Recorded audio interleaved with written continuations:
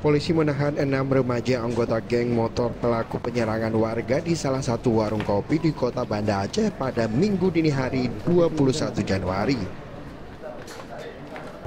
Aksi para pelaku yang terekam CCTV mengakibatkan 2 warga mengalami luka di bagian kepala, punggung, dan tangan.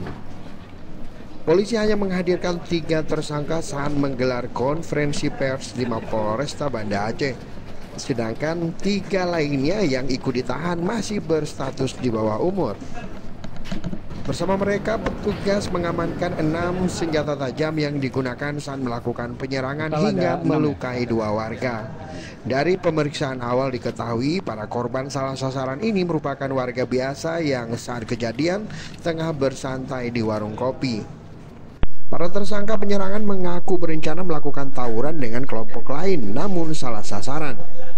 Kasat Reskrim Polresta Banda Aceh Kompol Fadilah Aditya Pratama menyebut peristiwa ini bermotif dendam antar kelompok remaja dan bukan merupakan kasus begal.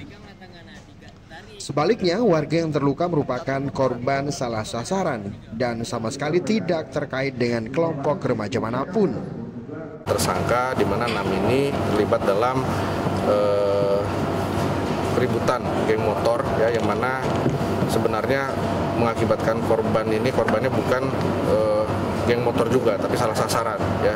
Namun memang 2 korban ini berdampak luka tajam ya, luka dari senjata tajam ya, karena para pelaku ini pada saat melakukan penyerangan itu membawa parang, membawa celurit ya, gitu loh.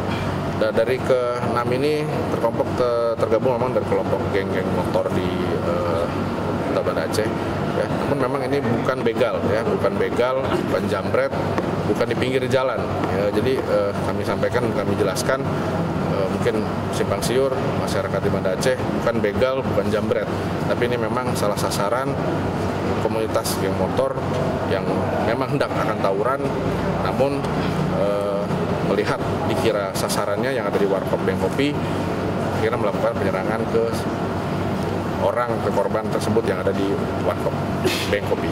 Selain menahan 6 tersangka dalam kasus ini, petugas juga memberlakukan wajib lapor bagi belasan remaja lainnya. Tim Liputan Aceh Video.